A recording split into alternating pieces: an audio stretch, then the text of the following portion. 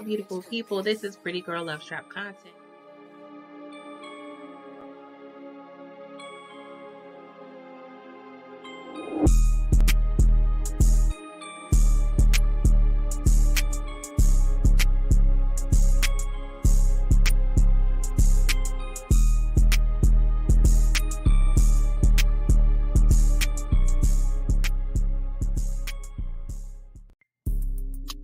Hello, everybody. I know there's still people out there that haven't subscribed. So, subscribe. You heard me. Subscribe to Auntie's channel, Pretty Girl Love Travel Content.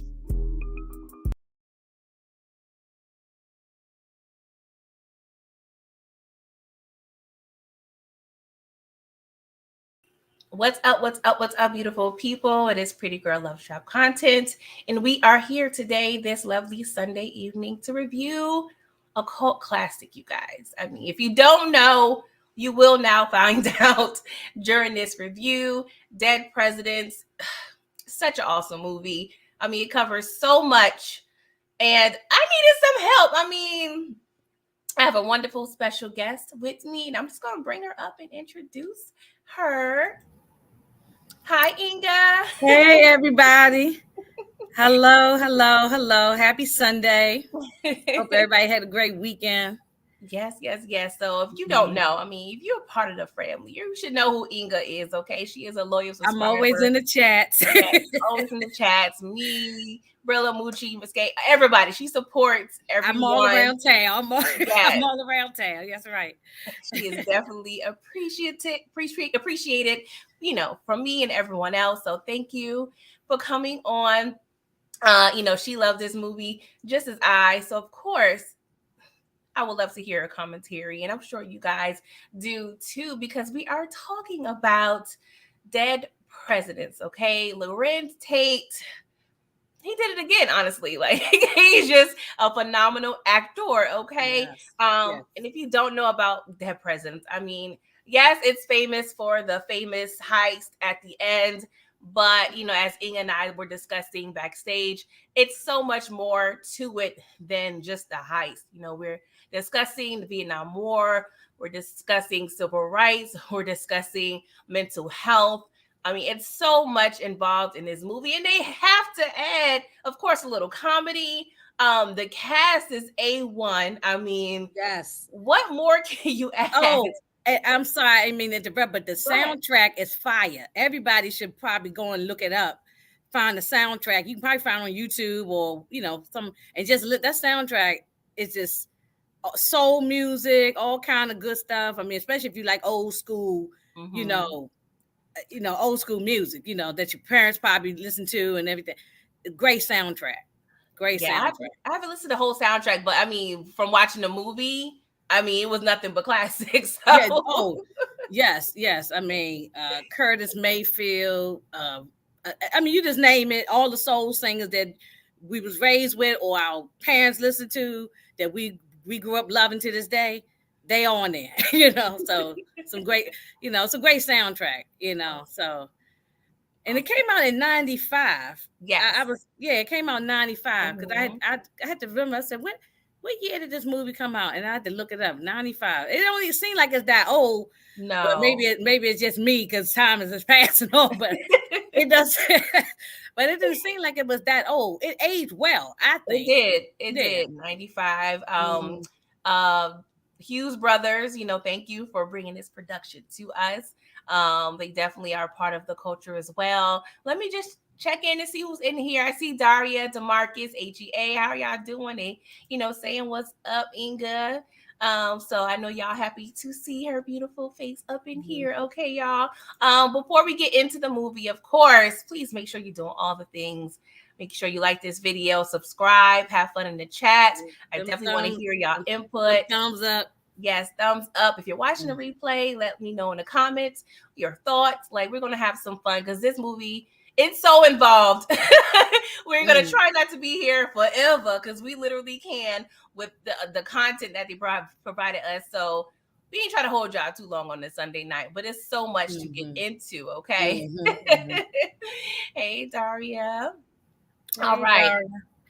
All right. So Inga, just a quick like 30 seconds, like just just expound on anything regarding the movie Dead Presidents that you can, think of that you want to share before we get into the actual movie. I mean, definitely we talked about the soundtrack and we talked about the acting is superb. Mhm. But it really gives people an insight of just a little bit. I mean, it don't go a whole lot into the Vietnam War, but you can see how it was rough for these men and women too that were there. But we know a lot of the men that were there, they were fighting at the time, and and how it messed a lot of these dudes up. There's some of them to this day. Yes. People's fathers and grandfathers right now still got PTSD, still messed up in the head. We might say they crazy, but they didn't get the proper help, and so yeah, it's Exactly. that's really what this whole movie is about. Yes. It's I'm not sure how the reviews were at that time. I probably had to go and do some research to see how the reviews were at that time. But I mean, as far as I'm concerned, it's a very great movie. I love it. Yeah. I agree. Even though it does come up in the culture, I still feel like it doesn't get its just due.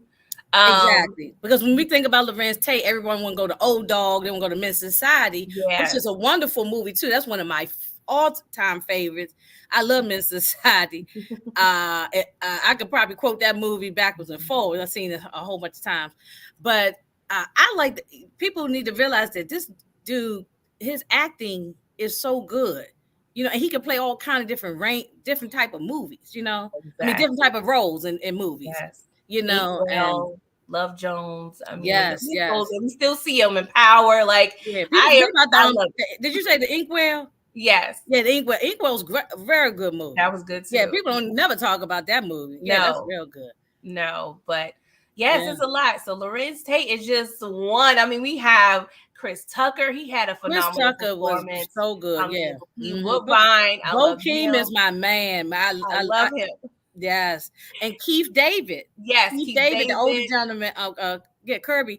He I mean, everything he's played in up until now, he's still acting right now. Yes. And he's probably maybe in his 70s, he's still acting, and he's fantastic. Yes. His voice is so distinguished too. Like, that's true. His voice is great. So Jennifer Lewis to play the mama. Yes. We didn't see a lot of her, but just for the 5 minutes you see her, she has a presence. Yes. Everybody that's in here, I mean, it's nobody that I'm like, Oh, and what's my man? Did you just say his name? Clifton Powell. Clifton Powell. I was thinking of who? Oh my goodness, the light skinned brother. My mind just Terrence Howard. Terrence Howard. Oh, yes. Cowboy. We're gonna get into him too. We're gonna get into everybody. Oh Lord, and you know how he is. He's great. He's really good too. So yes. We're gonna get it because there was a couple of people I didn't realize that was in this movie that I see present day as well. It's a couple little surprises. I mean, and a lot of people that's in the background. Like I can't think of some of the people names. Like it's an older gentleman that was with the older dark skinned gentleman that was with Kirby. Yes. He played in Malcolm X. He played in a lot of stuff. Yes. I just never know his name because he never was a big, like a he never was like a main character. Yeah, DeMarcus said that Clifton Powell is a beast. He is a beast. He is, and he's from my hometown, DC. Okay. Yes, he's from Washingtonian, and so no, he is a beast, and he don't get his just due at all. Not like he should, Exactly. Yeah. So let's kind of get into it. We've a lot to cover, so let's just try to cover as much as we can with the time that we are. Yeah, I know.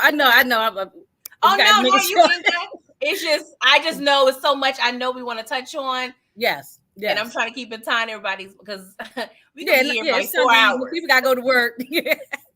Yeah. So we're going to try to just get through it. Of course, we have the infamous, just shots of, the makeup. I ain't gonna lie, this was really fire to me. I love the makeup and the costumage for that heist. Yes, I love it. Definitely, and people dress up like this for Halloween. Every now and then you see it. Every now and not all the time, but every now and then if you scroll through the internet or something and you see Mhm. somebody dressed up like this for Halloween. Yeah, and you immediately know where it's Yes. Yes. from. Absolutely. But it seemed like the movie kind of centers one main character, Anthony, but Yeah. of course accompanied by his friends, which is played. We have Skippy, who was played by Chris Tucker. We have Jose, and I apologize, I can't think of the actor's name. I can't think his name either, but he's a great actor too. But at this time, when the movie starts, they are in high school. They're high school seniors. They're milk, deliverers. He was doing that back in the day. So you didn't have to go to the store. You got your milk right there on the porch or the stoop or wherever have you. So they're just pretty much, discussing their plans for the future, post graduation, because graduation is approaching, of course, the senior year. But like I said, I love the cast. But these friends, they're seemingly, just innocent boys just trying to figure it out. And this was the late 60s, in case anyone didn't pay attention to it. It was late, like 68, 69, in the late part of the 60s. Yeah. Yes, it was 69. I thought I added that. I thought it was 69. I think I said, yeah. Yeah, I did. Yeah, I think I may have didn't include that, but I meant to. Thank you, Ingrid, for pointing that out. Late 60s.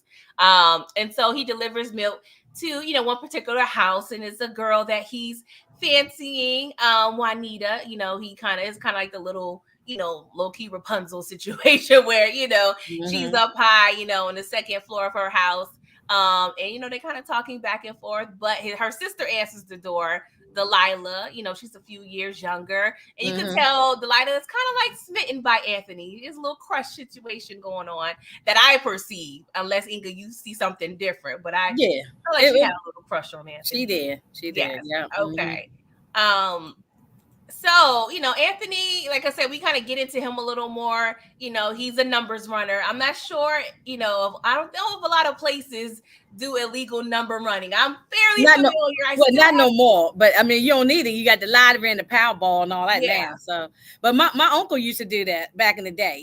So that's common in Black families. Exactly. You probably got a couple family members back in the day who did it, because it was just people's grandmothers and aunts, and they, it wasn't a bad thing at that time, Exactly. So I mean, we didn't look at it as a bad thing. We used to try to make a little extra scratch, Exactly. To this day, my uncle is always at the number spot. Like, he works there. Yeah. Oh, they still got underground things. Yes, of course, in Harlem. So I mean, in the Bronx. I mean, he's in New York completely anyway. But it's still alive and well, running numbers. So he's, a little errand boy for Kirby. Kirby owns a little pool hall, little, after hour spot. He also runs numbers, just all around hustler. He kind of reminds me of my grandfather a bit, because he's always got his hands dibbling, dabbling. He definitely reminds me of my grandfather. Woo, rest in peace, my grandfather. He definitely reminds me of him. Definitely. Yes. And in this scene, at the bottom, when we first are introduced to Kirby, Anthony notices there's a police officer there. So he's also noticing how the police, they're pretty much taking their cut. So we see this a lot, where, and this comes, of course, later on in the movie. But he's noticing like wow, the cops really got their hands on situations, and they're always going to profit off of some way or another. That's how I kind of took it. Yeah. Well, you have to pay them. It's in the mafia, they did it. You always had somebody on the payroll, because it kept you from going to jail, getting locked up. Yeah. So the cops are dirty. Even to this day, they lie them dirty. So I mean, it's like a open secret. Everybody know about it, just don't talk about it. Exactly. Yeah. Exactly. Hey, Kendall. All right. So like I said, Kirby owns a pool hall, and we are introduced to Cowboy, who was played by Derek Howard. That's my man. I loved him in this, even though he was a low-key antagonist. He was an antagonist, but I mean, I love his swag. I love the way he carry himself. Yes. Almost every movie that he play in or show that he's been in, I love Terrence Howard. What I'm saying? I think he gets a bad rap, I think, from people sometimes, talk. But I mean, I don't know him personally, because I don't know how he is as a person. But his characters, I like. He played on Hustle and Flow. I mean, I watched Empire a little bit, but not Me too much too. of that. But Best Man, and I'm looking forward to the new Best I Man when love it that. comes I out love him in on Peacock. So yeah, I love Terrence Howard. I don't think we see him enough. Yes, that's true. I just love his little accent. He, mentioned to Kirby, like, why this, little boy in here, man? Like, you still can hear, like, Yeah, you hear the man all the time. I yeah. love it. But he's Mhm. a little annoyed because, Anthony is kind of beating him in Mhm. pool. And he's a And kid, yes. So the ego, of course, is involved. Cowboy, he a little older. So of course, a little teenager beating him in pool, that doesn't feel well, okay? Yeah. And so Anthony wins, and it just gets out of hand. Kirby, he was overseeing the game. We went to the back to handle some business. And next thing we know, Anthony just trying to collect, just doing what the rules applied. And yeah, Cowboy wasn't having it. He was smoking a cigarette and he had the switchblade. Multitasking. I mean, I know. Like, what's up? Oh yeah, he was definitely antagonist. Yeah, that's the best word for him, because he was an a-hole. For real. Yeah. That little thorn. Yeah, but he was a thorn. Yeah. he was jealous of him, and also because he was Anthony was like a son to Kirby. Mm-hmm. So he was just jealous all the way around. Just jealous. Exactly. It didn't go too far. I mean, there was a little bloodshed, just a tiny little bit on the cheek. But Kirby was able to come in to intervene and kick him out. But yeah, Kirby told him, "Don't come back in here till you come correct." That's what he told him. Yeah. That's right. That's right. So Anthony, he get a little issues, Still overall good kid, all right? So this here, oh my God, this is one of my favorites. Oh, this was hilarious. So Kirby asked Anthony, to run some errands with him. You know what I'm saying? He got some runs to make, some collections to make. So, and he even let Anthony drive. Like, I just love their bond that they had. So next thing we know, Anthony, he's driving. Kirby goes in, and all hell breaks loose. Gunshots. Yeah. And apparently he gets into a tussle with the guy he's collecting from. I had his name, and it left me. Spider. Spider. Yeah. Spider. And apparently, Spider's daughter tried to put the gun on Cuddy, and I didn't realize it was Heather B. That's Heather B. Yeah. Yes. Yeah, that's Heather B. If anybody knows her from Boogie Down Productions, and everybody know her from Sway probably. But I remember her way back rapping when she used to rap back in the day. I was first familiar with her. Well, and from the Real World, the Real World. Was familiar with her. She was on the first season of Real World. So correct. Yeah. Definitely realities. I used to watch the Real World. Me too. I sure did. Yeah, but man, he punched her right dead in her. Man, he knocked her clear out. He wasn't moving. Look at her. She just laying there. She knocked her clear out. Kirby had no. It was hilarious. So the guy pulls on Kirby's leg, okay? And Kirby has a prosthetic leg, and he was like, everybody in town know I got a fake leg, and you pulled the wrong one. Exactly. Look at this, y'all. This man is holding his leg. He got the gun to his head. And then Kirby was worried about his lost a pack of cigarettes. Yes, that's important. Back in the day, ain't no back in the day. Cigarettes I don't smoke cigarettes, but cigarettes is expensive. You lose a pack of cigarettes, I might be mad too. You know what I'm saying? Too. A pack of cigarettes. I thought that was funny. That whole scene was funny. It was hilarious. They get back in the car. He puts his leg on the dashboard. I almost fell out every time I watch this, it's hilarious. Yes. It's been a while since I've seen it till recent. So and that's why I'm glad it's been a while since I've seen it multiple times, as I told you before, but I'm glad it's been a while since I saw it. I really enjoyed it again, as if I saw it like a first time. I agree. So yeah. I agree. But that scene is just so funny. Every time it's laughable. Yes, yes. And them cigarettes is important. I think they were probably about upwards of almost I don't even know what they. $10 a I pack. remember as a kid, Wow. I used to go buy my mother and father's cigarettes, buy my grandparents their cigarettes, because you could go in the store as a kid buy cigarettes back in the day. Now you know as a kid you can't do it now, but and they said Yeah, the cigarette machines where I go and put the money machine and I pull the thing remember out. those. Yes, yeah, and Yeah. yeah, and I tried smoking cigarettes when I was a teenager. I'm in here coughing and gagging. I said, "Where am I? You know, just trying to hang with your girl, with your Yeah. friends." Yeah, Man, I got caught up. I threw them Newports away. I couldn't smoke them things. Yeah, I had I to, never was into smoking cigarettes.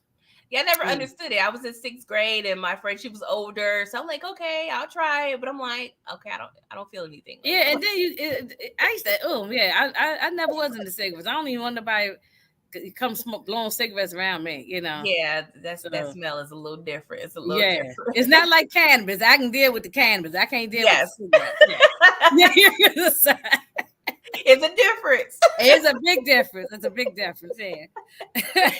Oh God! So we get a taste of Anthony's home life and his family. I mean, just all around great cast. Like Jennifer Yes. Lewis, everybody's mama and auntie, and almost every black we forgot about Isaiah Washington. Yes, Yes, I yeah, he was forgot. only in there for we only seen him 2 times. It was Yeah. At this time and then at the end. Yes. We saw him at the Yeah. But he said, yeah, you go to college, you can be just like me. Yeah. Anthony said, I won't be like you. Anthony Yeah. was like, I'm tired of school. 12 years was enough for me. And I understood it. I understood even No, though I did understood that, but I wasn't going to no military. But that's No. just me. I mean, you know, No. I ain't knocking it for someone else. That's not what I wanted to do. But I understood because by the time you get out of high school, you all kind of tired of it. Yeah. You know? And especially not saying him, but if you have a hard time in high school, like if you have Yeah. any learning disabilities and stuff, Yes. that could be very stressful. So I can imagine Yeah. him being over it. That's how it was when I was trying to go into grad school. I'm like, you know what? I'm gonna take a break. And I never actually went back. I was like, undergrad was enough. Give me my 16 years, give me my degree, I'm good. But like I said, everybody has a different path, but the mom is not feeling it at all.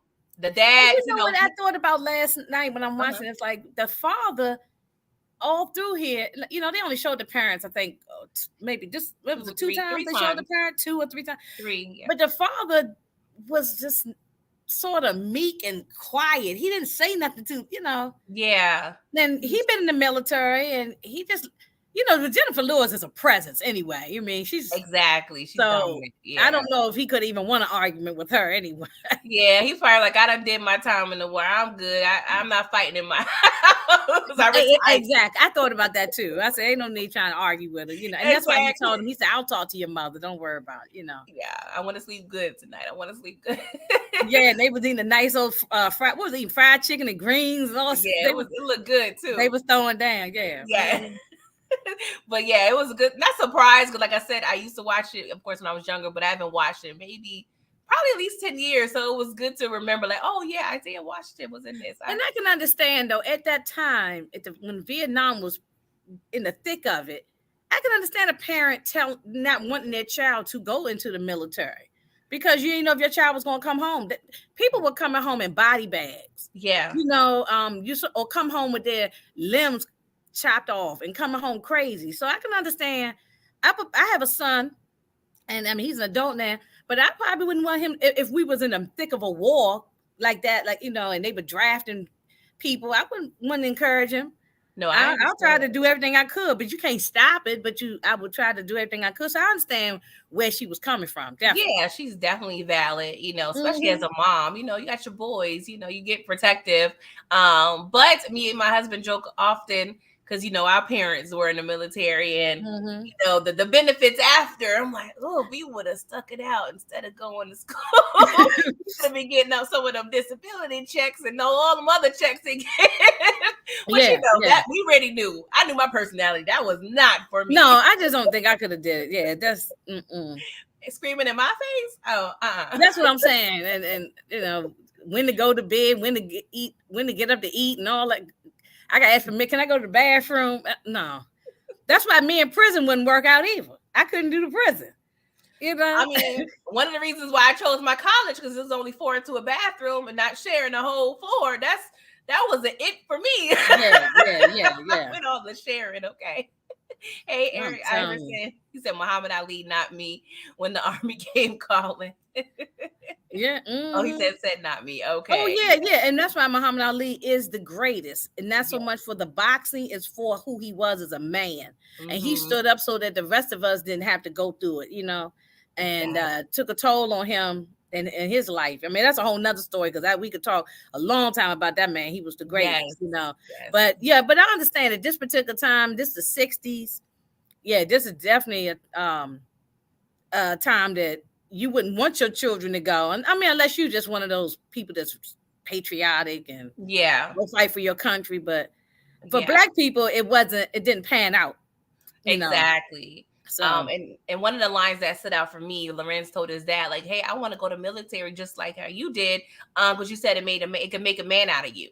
And so that kind of became like a theme I've noticed in certain scenes about manhood and whatnot. But you know, it's graduation night, 1969. I mean, they had the red lights back then, so excuse the dark pick. You know what I'm saying? The friends and the chicken. He's sitting there eating chicken wings. I mean, that's a Black party. I don't been.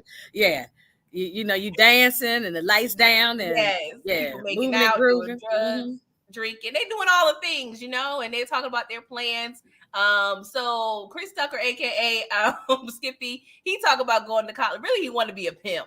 But he said, next best thing, I'm gonna go to Hunter College and back on the honeys. Well, they won't say honeys back then, but you know what I'm saying. He wanted to, you know, have his women's and whatnot. And Anthony wasn't going to military, and Jose ended up, you know, going to military as well. So they just, you know, having a good time. And of course, Juanita and Marisol, you know, they're kind of, you know, wanting their men to dance. And I did not realize that's Paz. Yes. And I know that. And she's also Orange is the New Black too. She also I never saw that. Okay. Yeah, Orange is the New Black was good. She was good on that. Okay. But that's her, a young Paz. Yeah. Yes. I was just like, I never caught. Of course, when I last saw this, Power wasn't out. Oh no, Power. Yeah, exactly. Yeah. But it was good to see. Okay. I was like, Paz, you know, I liked her in this. I can say that. Shout out to the actress, though. No, nothing against that. Yeah. No, Paz got on our last nerve, but she's a good actress because she's on a show now. I happen to have been flipping around one day, and she's on a new show on CBS called I think it's on CBS called East New York. It's like a cop show. About it. I saw her. I just happened to see it for a second, and then I said, "Oh, she's on." So she's always working. I did see that. I did see her in that. Yeah, she's always working. She stayed keeping a job, which is good, you know. Yes. And the actress that played Juanita, I haven't seen her enough before a long. I haven't seen her in ages, and she was a great actress. She was in a lot of things too in the 90s. But I don't really see her too much now. I haven't seen her too much, unless she's doing something behind the scenes, you know. You know, and some people take a break and just leave the industry altogether, at all. So we don't know her story, but we definitely enjoyed her in this movie as well.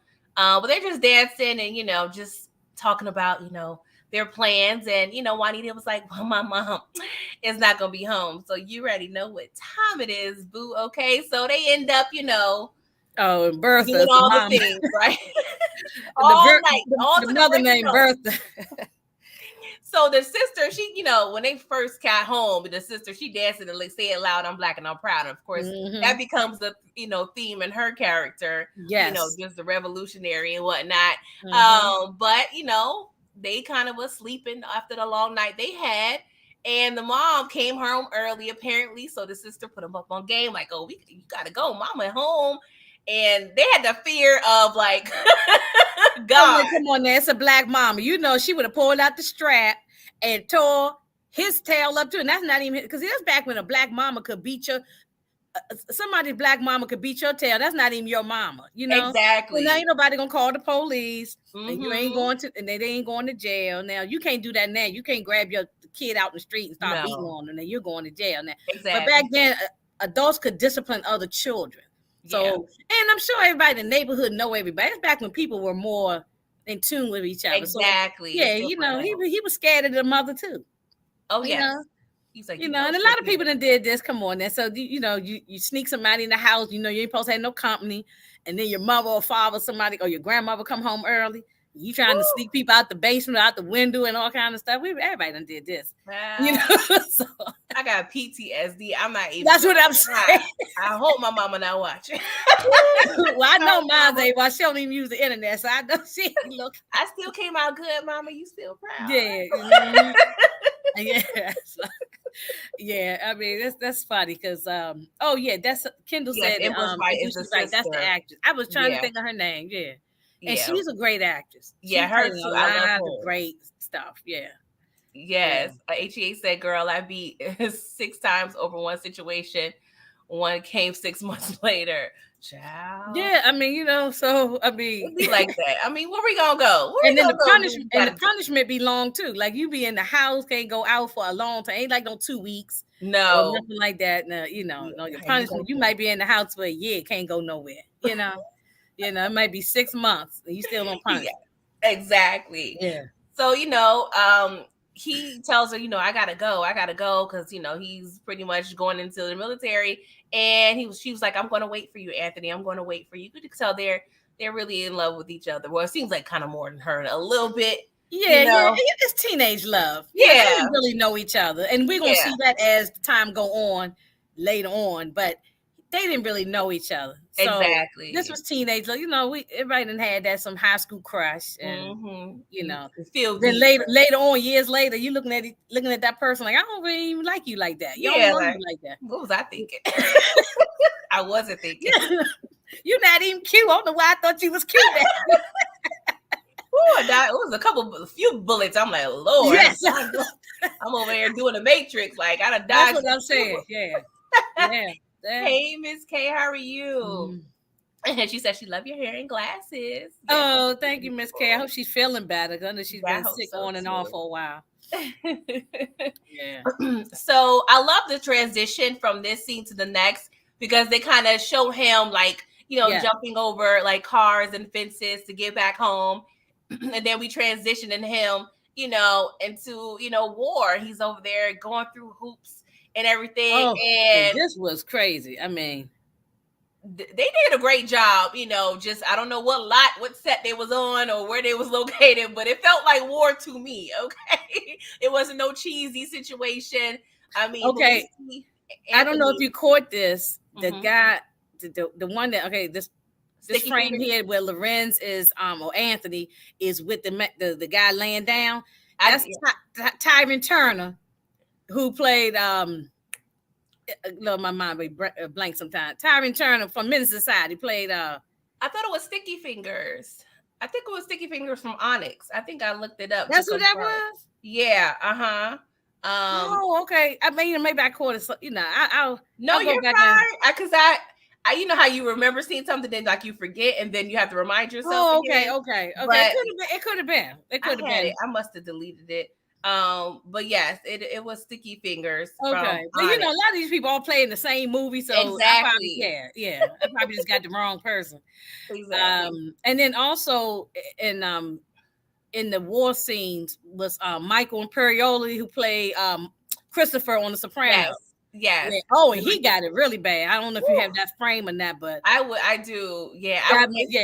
I got a couple graphic shots. I was like, I can't even show that on screen. Yeah, they were graphic. If anybody got a queasy stomach, shouldn't. Yeah. They might want to see that part, but it was rough, But this was what really was going on, and that's why people don't understand that these people were going through it during that Vietnam time. Vietnam was probably one of the worst wars, And I mean, I can't speak about ones from way, way back before we was, but that Vietnam affected people are still affected to this day from Vietnam. Mm-hmm. There's a lot of people, particularly, especially the black, the black man is what I'm mostly talking about. Mm-hmm. They're affected to this day. Some people. So I agree. It's rough, Yeah.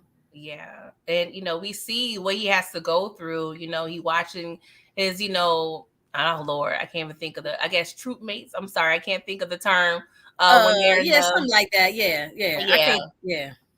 But, they're, their fellow, soldiers. He's watching them die. He's dodging bullets, doing all the things. And of course, he got crazy behind Bukiwa behind who plays Cleon. We're going to get into him in a minute. Oh, he's crazy all the time.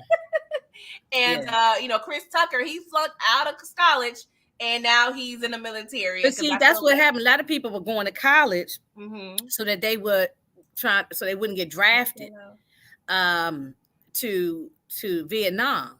And so he should have stayed in college, even if you just taking some BS classes, just stay in college, I remember I asked my dad, because he was an adult during the time Vietnam. I have two older sisters, so I asked him, "How come you didn't get sent to the? They were drafting men left and right." And he said because he was married. He married my mother at the time, and they had my older sister, so they didn't want to take his name did come up, he said, but once they found he's married, had a child, because they wanted to get single young men, 18, 19.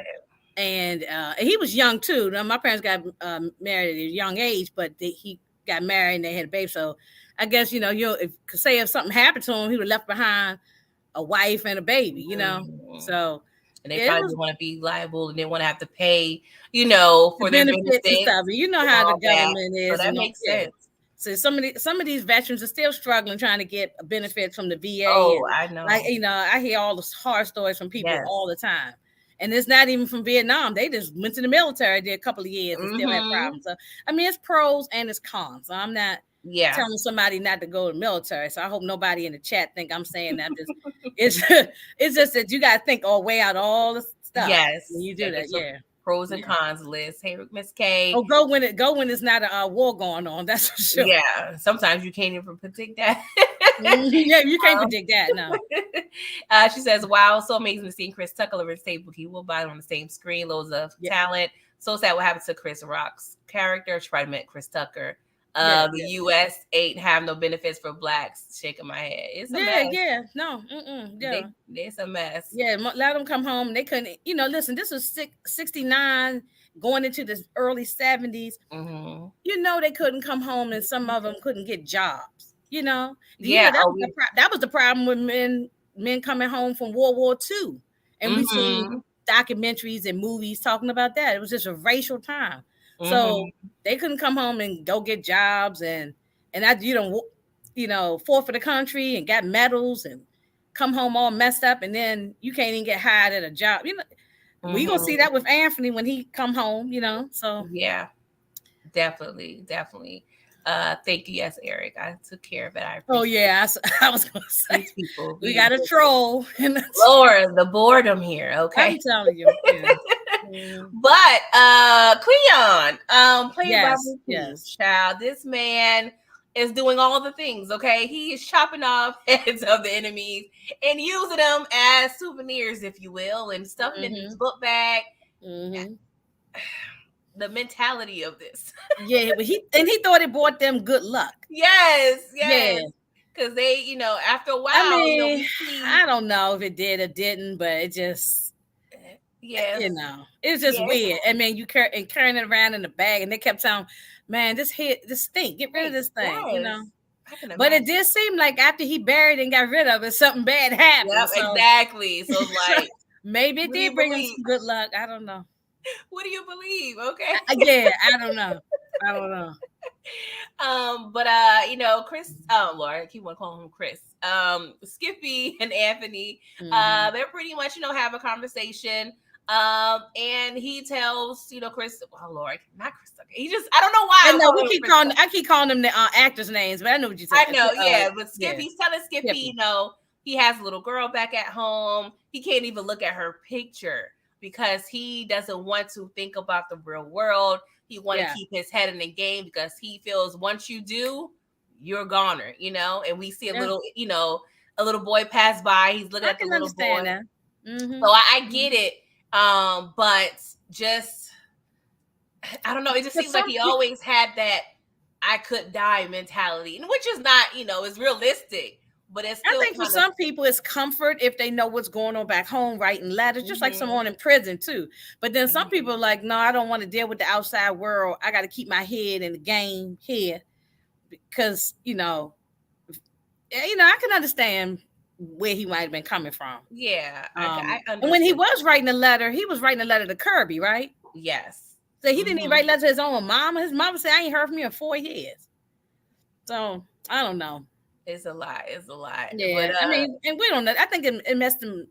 It messed them both up in different ways. So yeah, yeah. Because Chris Tucker mentioned, he was like, because Skippy was like, I don't have no slackers on my team. Like, you got to make sure you're on point. But at the end of the conversation, Chris Tucker was like, I'm about to get real high and I'm about to get some of these women's up in here. So he was like, come Benica, whatever. I don't know what he was saying, but yeah, that's yeah.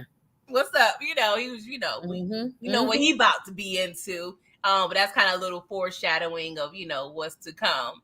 But they have a pretty great friendship, in terms of this movie. I really love their bond. Yes. But clearly 2 different people. Now, had they been in any other movies together? I don't think so, right? Was that the only movie that Lorenz and Chris Tucker been there? Honestly, don't think so, but we could be wrong. Yeah, that's true. But I was thinking but I don't think they've been in anything together. Yeah, I don't think so. Yeah. But that was they go. Michael and Perrioli. This was sad here. Yes. Yeah. So the mentality of this, you at war. One of your and I feel like if anybody know in the chat, I cannot think of the title, and I shouldn't know because I got people in the military in my family. Yeah, but leave no man left behind. Leave no man left behind. So exactly. He's carrying literally his man over his shoulder. They get to a stopping point, and he's like, I can't go home like this. His intestines is literally everything was hanging. And if he had lived, he would have been like what you call with those colostomy bags or something hanging out. Yeah. He wouldn't have been no good. He probably wouldn't even lived long enough to make it home on an airplane. Exactly. Yeah, he would have been a burden to his family. He said, I don't want to go home like this. No, because this way he'll go home as a hero.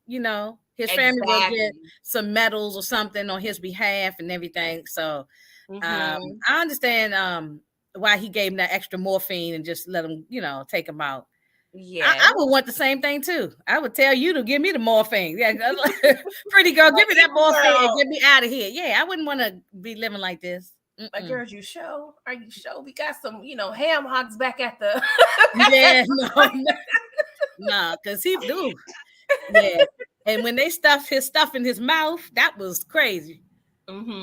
Yeah, and I could understand like just the mentality of that as well. Just you don't want to have to pull the plug, if you will, on someone, but they're begging you, and was what their want is like. What do you do? It's like, and your head is like, okay, what's right? Yeah. And he had to do it, and I understood it. I understood it. And then his fellow men, hey, how they realized he's dead. And he was like, he went a few minutes ago, so he didn't really tell anybody. But at this situation, I wouldn't tell anybody either. No, I think Anthony did the right thing. He did the guy was in misery. He was. Yes. He would have died anyway. He wouldn't have made it anyway. Yes. So I'm not mad at that, but just that's heavy. That is definitely because it wasn't like he killed him. He was already dying. Yeah, he did him a favor, kind of, if you will. So 6 months after that. Skippy. I don't know why. I keep doing it too. He's on the way, out. He's like, what? I did my time. I need to go back to the Bronx. Okay. So, I love this scene because they're taking the photos to remember each other by. But I also want to mention right before this scene, there was a situation where Chris Tucker froze up. Yes. Yeah, absolutely. And he was supposed to cover one of his men. Yeah, Dugan. He was like the lieutenant or sergeant. Yeah. Right. Yeah. And he ended up dying. So yes. Yeah. That comes to play. I mean, we don't know what we would do if we was in this situation. Yeah. I mean, I know that probably looked bad against him, but until you in the situation, you don't know what you do. Exactly. You might freeze up too, And he wasn't even really for that anyway. That No, he wasn't didn't want what to he be was there. for. No, he got sent there, you know. So Exactly. He definitely that was not about that life, as they would say. Okay. So mhm. he goes home, and then eventually, Anthony comes home. So Yeah, Dorothy's Bronx in 1973. Yeah. '73. So he's Mhm. in the cab, and you know how you do. You coming through the block. You know you see some people you recognize. So when I first saw this movie years ago when I was a kid, I thought nothing of this shot. You know, I just okay, just some people sitting there, and come to find out, the dude that's nodding off is Skippy. And he had that look like, and I've had to do that. I had to look like this before when I've seen people I grew up with, or family members that I realized that Yeah. turned to drugs. You got that disappointed look. You It's don't a want to shocking judge. look. Yes. Yeah. Yeah, I remember. And the thing is, what people don't realize is during that Vietnam time, people were, I mean, of course, I don't want to say no conspiracy theories about what the government might have did. I ain't get into that. We ain't trying to shut your page down. But I won't say that a lot of these guys got hooked on heroin over there, came back with a lot of diseases. Yep. That when they came here, some of them come back with syphilis and all kind of stuff. And there's some diseases that you can't even, they didn't even know what was going on. Yeah. You know, like he was talking about his blood cell count was messed up and all that. I believe that. I believe, and that's not all. I don't believe it's all the heroin. Yeah. You know, no, I don't. So a lot of them came back messed up mentally, physically, the drugs, the whole thing. You know, and then you can't come, and then you come home and can't get a job, and you disrespected and still called a N-word. That's take a toll on somebody. You know. Exactly, and that's what he pretty much. And then from here on, this is what's happens from this point on with them, exactly. You know, he's explaining to Anthony just what you said. You know, his blood cells all messed up. You know, and you know Anthony's looking like maybe the heroin. He's like, the heroin that did nothing to me. Okay, that's the least of my concerns. But I'm straight. I don't need to get no job. I got my medical check. I got my vet check. All I got to do is walk to the post office. He said, all I got to do is go to the post office. I'm like, you know what? I ain't even mad. I ain't mad at that. Yeah, I ain't mad that you getting 3 and 4 checks, and all you got to do is go to the post office, get your check. That's and now they do direct deposit. All I got to do is wait for my stuff to come on the first of the month.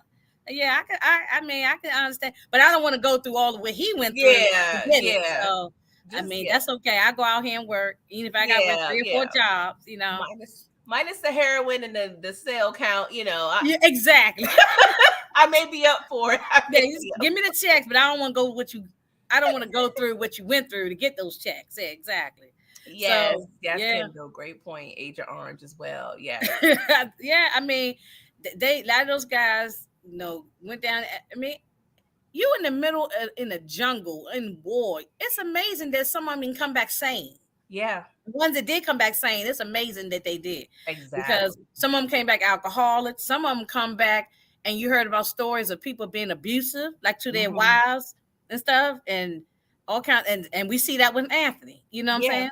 So yeah, it's a lot. It's a lot. A lot. I'm telling you, it's a lot. I mean, you know, so this is the first time that he's coming home and he's seeing his family, right? So he raised his family for 4 years. Yeah, he's going home and he's tearing it up. Oh, the parents looking like, boy, so good. I can't wait for Thanksgiving. You know, them greens. He had greens, cornbread, fried chicken, like mashed potatoes. He was going for it. And some sweet tea. Yeah, that's my kind of eating there. He was there. That's good old eating there. Yeah, now, after you eat all that, pretty girl, you know you're going to sleep. You want to lay across the sofa, and you're going to sleep. You know. I was definitely jealous. I'm like, oh my god, just the food, y'all. And then they ain't show dessert. What they had, pound cake or sweet potato pie? I know they probably had a sweet potato pie. You know. I didn't think I looked that hard because I was they ain't show. No, I'm just joking. I said they ain't show it. I said they probably had a sweet potato pie or something for dessert. I was already hungry, so exactly. No, that he was. I'm already going through the torture. Okay. He was. I mean, because he hadn't had a good meal in 4 years. You know, I mean, that military meal probably ain't good. Like, not like your mama cooking your food, Yeah, or a meal worth enjoying like that, because he probably was always, distressed or, just kind of dealing with something. So And you out in the jungle, you ain't getting no home cooked food. They get that little packaged food, open up a can of food or something like that. Yeah. So, yeah, he was sucking on the fingers and everything. He was doing everything. And the daddy said, "Oh, come on, let me give you some more of them collards." He was just throwing more food on the plate, Yeah, I love the scene. I love the scene here. Yeah, it just shows a typical Black family. This is like could be my family, not the military, but just sitting around the table eating. Exactly. Yeah. I enjoyed it. He was definitely giving me things. So Eric Robinson said those Army MREs are nasty. Okay, yeah, I'm sure they ain't good. I'm sure that stuff is not good over there. Yeah, so, I'm sure. But they're pretty much asking him like, hey, is everything good? People come back with weird habits. Like, let us know. There's places, there's centers for those things. Like, let us know what you got going on so we can help you. But he was like, Mom, good. Yeah. Did you think she was a little bit too, pushy? Do you think she was a little bit too, like trying to find out? I mean, because if I've been in there and I kill people, even if I went to prison, I don't want to come home talking about it, especially if I had to do things unethical against my morals to survive. I don't want to come home talking about it. Yeah, maybe. I mean, I don't know. I'm thinking it from her perspective because I'm thinking that, okay, she's probably seen a lot as well. Especially people probably done came home since he's been, at war. Yeah, probably, her own husband was in the military. So I'm just thinking her point of view, she probably seen a lot. So, and they watching you sitting home watching the news and you seeing all the stuff going on. So she just wanted to know, if you got into any of those bad habits, we can get you some help. And she's being proactive. That's how I kind of saw it. Yeah. I could see this being pushy, if I didn't look too deep into it, but I got a worrying grandma spirit.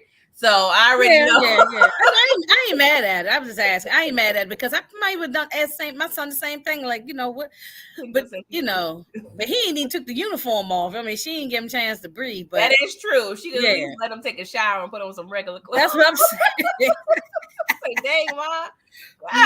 God.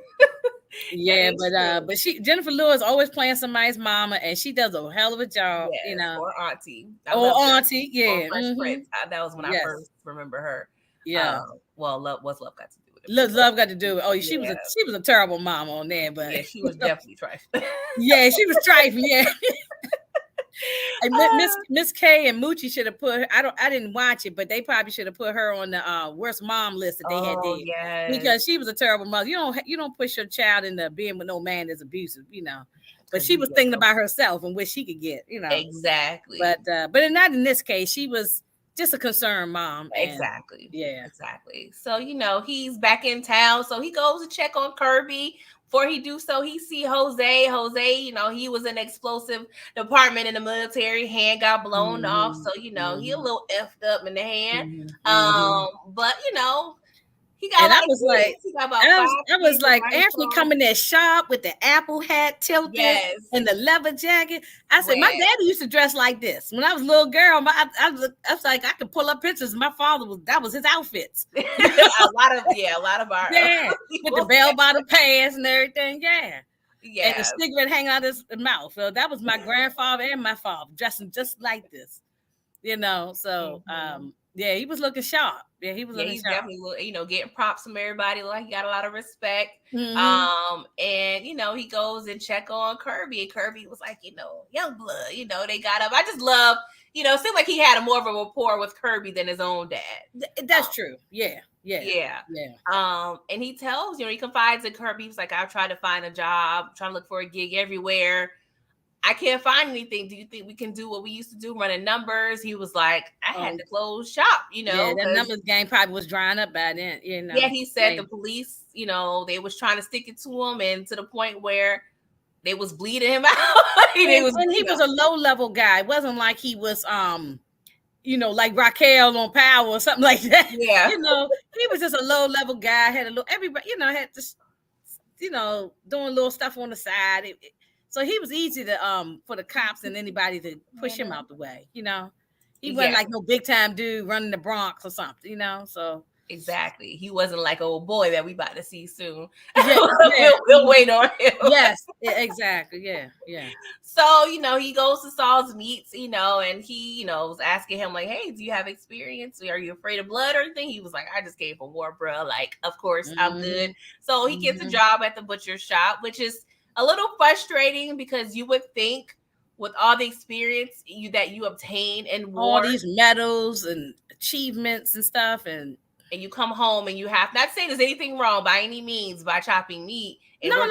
It's just, you're not really utilizing your full mental, you know, potential and your capacity, because the things you have to go through in war and sustain and really just plan and map out, like it's a lot of strategy. Like you could really have a great job if you were set up successfully, but exactly we have you know, barriers. No, but this is still we still dealing with the civil rights time at this time too. Black Panthers was heavy. Yes. Dr. King had already been assassinated. Malcolm X was already assassinated. They were gone, but we still a lot of other people. Stuff was going on, so they wasn't just giving out no jobs to the to the black military guys coming home. You know. Exactly. No. And I feel like the way they transition this, because when he gets a job, he goes to see about, you know, his daughter, and of course we don't know the necessarily time frame. Of course, it's a movie, but I took it as he wanted to make sure he was right and able to provide. It looked like probably the next day or so. Maybe, you know, he probably been home.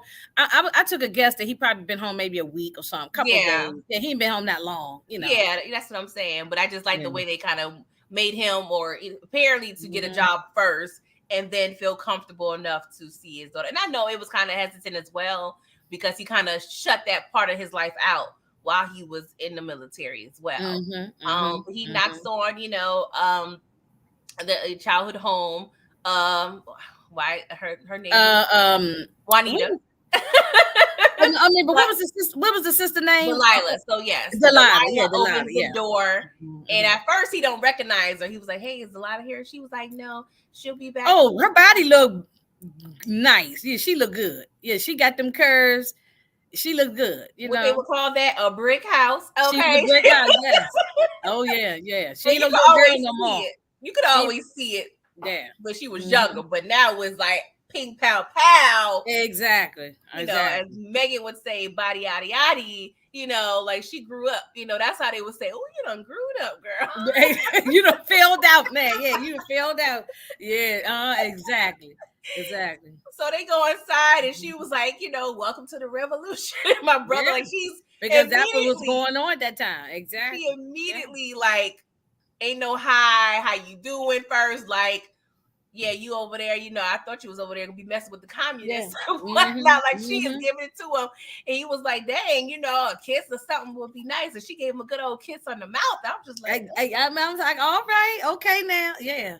I was like, you know, now I felt a little tension there.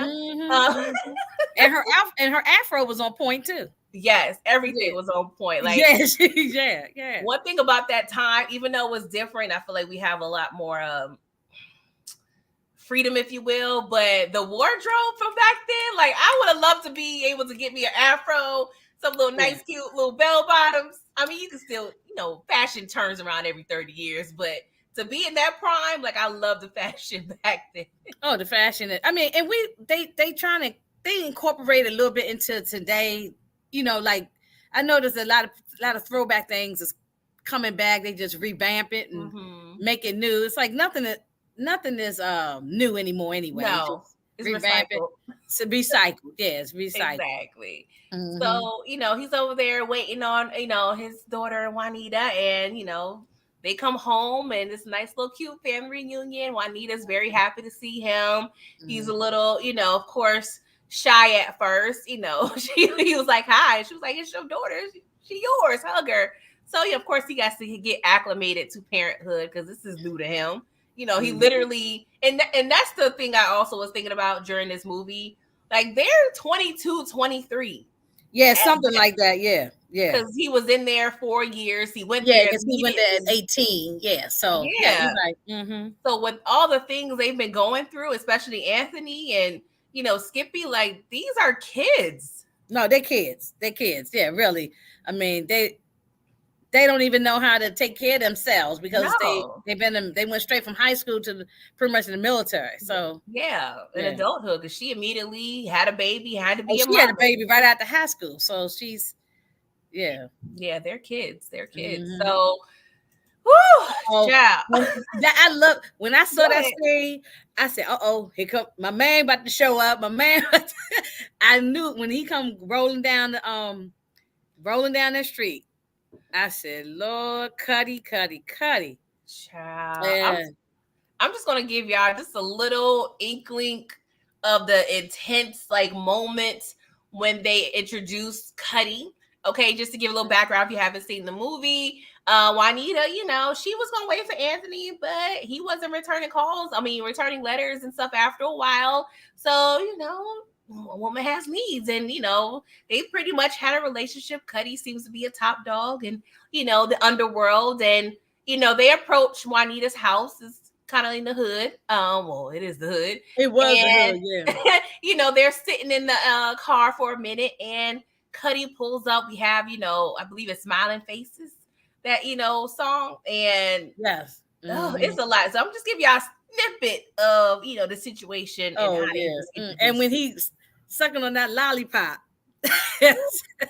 I'm gonna just play this clip real quick. I see my little girl sleeping back there. Yeah, she's all played out. Cuddy, I wanted you to meet Look here, got a little something for Sarah. I'm telling. Wow. And he's a pimp and probably sold some cocaine or something back. Crack wasn't out during that time, so it probably was heroin or cocaine. And you can see he was a pimp probably too. He ain't caring nothing about that girl because he got that girl living in a funky thing with roaches crawling around. Yes, boy. When I seen that roach, I was like, I ain't gonna say I ain't never seen a roach in my life. No. Like I'm like that, but I'm just saying that I don't care if you all live in the projects. Nobody wants roaches. No, I don't care how poor you are. Nobody wants roaches. I got like a little bougie. Don't get me wrong. I've never really lived with roaches, but I've of course been in roach houses, if you will, people that had roaches. And I don't care how poor you are. You don't want no roach. But honestly, just keeping it real, especially in New York. Sometimes you could be the cleanest person, but if you have nasty neighbors, if you live in an apartment building, you're gonna get them just because you could be clean, take out your trash and everything, but your neighbor, you don't know what they're doing. Exactly. It's but so much, and just from the elements from the outside, mice and everything. You can't avoid that when you live in apartment buildings or projects and stuff like that. Not all apartment buildings, but in the hood. Those type of places. Yeah. Especially in New York, it's damn near impossible. I grew up in DC. I seen many rats in the in the alley. I'm taking the trash out, and you see and that ain't no cat. No, that's what I was about to say. We got cat rats up in here. Yeah, that's what I'm saying. But no, New York, y'all do got the big. I've seen them when I've gone. Times I have gone in New York. Y'all do got the big rats up in there. Them rats, they like bigger squirrels. They huge, and they're disrespectful. Okay, no, they'll fight you. They put the boxing gloves on and fight with you. So ain't no need to, So yeah, he didn't care. He gave her $100, $200. But in 1973, somebody give you $200, that could pay your rent and buy groceries. I can imagine. She probably $200 ain't gonna pay my rent or nothing. So it ain't gonna do nothing for me. But I'm talking about in this time in 2022. But back then, 1973. $200, I probably paid that girl's rent. Probably not even $100 back then. You go a long way, and they go a long way. Yeah, and with Cuddy, it's a lot involved. I'm trying not to get too much involved because we still got more to go. I know. I'm sorry, and I'm sorry if I am long-winded. No, you're fine. You're fine. I love the conversation. It's just Cuddy. He consistently emasculates Anthony. Okay, Eric Iverson See, he knows what I'm talking about. Adams Morgan, Columbia Heights. That's all in DC. He Okay, knows this. okay. That's yeah. They got the big fat rats Child. running around up in there. Yeah. And you think is that a cat? No, that ain't no cat. That with that long skinny tail run across the street. You know. So. Oh God, giving me that ain't no damn puppy vibe. No, that's right. Oh, look, and that's one of my favorite episodes too. Yeah. Oh my goodness. Yeah. So. Oh God. But imagine how it made Anthony feel. You know, he been away, and he just probably felt, and it made him feel less of a man. Yeah. I mean, that's why I said this movie got so many emotions. It's like exactly because for Cuddy to say, "Where's my little girl at?" or "How's my little girl doing?" Like, come on, bro. Like, I'm sure he knows. You know, she was messing around with him. Ain't no, he ain't giving up no $200. You know, back in that time, and nothing. You know, ain't nothing going on. You clearly see this dude, the pimp. He had his nails done and everything. Driving a Cadillac. It was looking fabulous to me. Okay, the nails was on point for real. For real. That is true, DeMarcus. Yeah, that is true. I love to see when they can work together in different movies, actors. But yeah, they go back, you know, to the house, and they, you know, pretty much have an argument. I thought I had this shot, but yeah. I don't, so I apologize. I must have omitted it. That lollipop. Yes. But they go back into her apartment where he notices, you know, a few little roaches and whatnot. And, you know, he felt away. He was like, dang, like, this is what we doing now. And she was like, bro, you can't get mad at me for having a life. You know, I waited for you. I was writing you, like, you wasn't really trying to communicate. So yeah, he never wrote her back. Yeah, exactly. So I'm not mad at Juanita. She just kind of leveled up. But I'm like, damn, Juanita, the one, you know, I mean, out of all, I'm not mad at it. If you're a single mother, you struggling. She got a nurse's aide job, probably ain't paying that much money, and you know, I mean, you know, did she make the best choice with Cuddy? No, but you know, yeah, he was very disrespectful. Yes, but I mean, I ain't mad at her because I'm not. Yeah, you know, she was a single mother. I mean, she's probably getting a little help, you know, babysitting from the sister and maybe the parents. And he probably was making her even able to move out of her parents' house. He probably put her up in there, you know, Roach Motel. But I mean, we need to level up a little bit. But all right, whatever, Cuddy. So you know, they kind of, you know, have a little, you know, tidbit a little not a tussle, but you know, they kind of have a little back and forth. But he goes to play pool yet again with Cowboy, okay? And of course, he talking cash. Oh, another favorite scene. There's so many favorite scenes. This is another one to add to the list. It's a favorite scene because he was talking so much mess, and he deserved everything that came to him. I mean, it's something about when you can talk crap with the cigarette side of your mouth. I mean, that's a skill. I mean, I love it. I mean, with the cigarette hang on the tip of your lip and it don't fall off. Exactly. The ashes don't fall off or nothing. You know? You got a special little grip right there on your lips. There. But, you know, they was talking smack. And, of course, Cowboy, he's probably still low-key trying to earn his respect from 4 years ago. Yeah. And, he got owned again, and I mean, really, he's a clown. You know, he's a clown.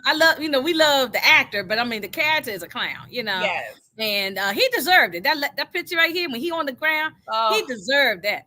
You know, he deserved that. He, you know, Anthony thought he was still out there in the jungle, in the war, because he was gonna kill him. He was gonna choke him to death. You know. Yeah, and then he just had an argument with his baby mother, if you want to call it that. You know, he just got disrespected, and you know, his manhood was just, you know, tested. So dealing with PTSD. He's dealing with PTSD. Yeah. Exactly. That too. So I mean, he kind of asked for it a little bit. He did ask for it, and he got it too. He got it with it.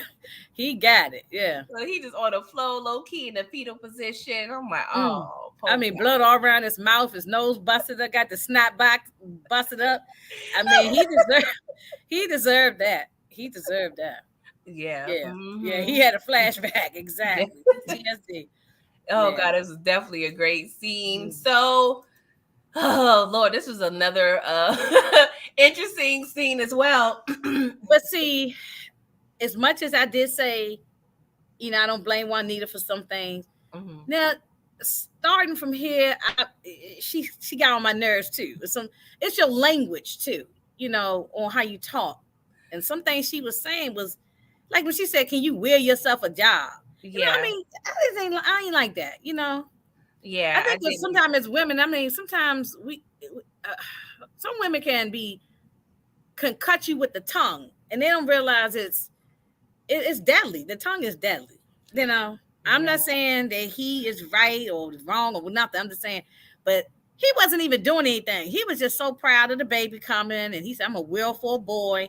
And then she said, "Yeah, but can you will yourself a job, a better paying job, or something Yeah, like she that?" said a And I better was like, job. Yeah, you little, yeah. It's, and I myself, I definitely am part of the harsh tongue click. Me too. Me too. That's I'm what I'm not saying because proud. I know I've had to check myself, many a time, and sometimes you might not can't get them with the fist, but you get them with that tongue, and that's worse. When you saying something, you Yeah, know, harsh like that. So, yeah. It's hard. It's hard. and But see, at this point, he probably been home maybe a couple months, maybe. well, she's pregnant, so Now, she's do you 7 months think that that's pregnant you here. think that's Cuddy baby or Anthony's I baby? was going to get into that in a minute. I was going to get into that. Because I had the question because I don't remember myself really questioning that when I was younger, but now I'm like, ooh, I girl. thought about him and I watched it last night. I said, I said, Mm, how many months it's been since he been home? yeah, because she said Because she's she said, 7 I'm months. 5 months, or I'm about to be 5 months next week, and I can't be a nurse's aide if I'm 5 months. So has he been home for 5 months? She said Man. 7 months, I think I Or wrote something like down. that. Well, yeah, it was Um, something like no, that. you're right.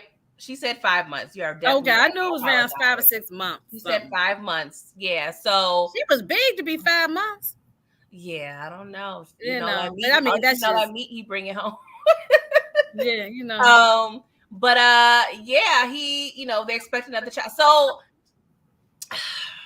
I can understand her frustration, but sometimes you have to work on, I guess, positioning and tone sometimes. But also too, they young. They Yeah, did they not know young. each other. Remember Yeah, now, they only were high school sweethearts, and they only smashed one time when he was about to go, right after graduation. It wasn't like they knew each other from exactly. years and they had a long these are grown people, 30 and 40 years old. Now, these are they probably 21, 22 years Yeah, old, 22 and maybe. they didn't know each other. Mm-hmm. So he'd been away for 4 or 5 years. He come home, and of course they're gonna be at each other next. I did take that in consideration, even when I was about to slam her. I did take that in consideration that they don't know each other. Yeah. Yeah, She and probably being just don't. Did she see? We don't know the whole backstory now, but sometimes these women don't grow up with a father, so they don't know if they see a man in the house, and it's a whole. This there could be a whole lot. it's a lot involved. Somebody just put struggle Kendall. Yeah, Kendall. Toxic struggle love. Yeah. Because I mean, they was already struggling most likely before, this whole new baby. So we got a whole nother mouth to feed. I'm not getting the funds from Cuddy. I'm pretty sure he was probably giving her more than what Anthony is probably making. So it's a lot involved, a lot of frustration involved. And they get into like a heated situation. And DeMarcus put Juanita is worse than Tasha yeah, St. Patrick. That's hilarious. Yeah, I saw that. So yeah, it's a lot going on. They have a whole argument, and he's trying, and I felt bad for him too because he's kind of in a weird position, He so really is. I mean, I don't even know. Yeah, it's bad because this is a bad time of the country's in. You go off to the war, you come home, like I said, the country's in a mess, that it's no opportunities for Black people, particularly Black men, total disrespect, not getting a job. And I mean, yeah, I don't know. She was used to Cuddy like just giving her money whenever she probably Exactly. needed it, wanted it. Right. She probably had to spend a lot of time with Cuddy, just a couple hours out the week. And Yeah, she slept with him, and then a couple hours, and might make him a turkey sandwich and send him out the door. You know what I mean? So yeah, she, she had to do nothing. She had to sit there. Exactly. Yeah, now she got to play wife, and everything. And so they both young. Neither one of them know how to deal with each other. But I just didn't like how she talked to him.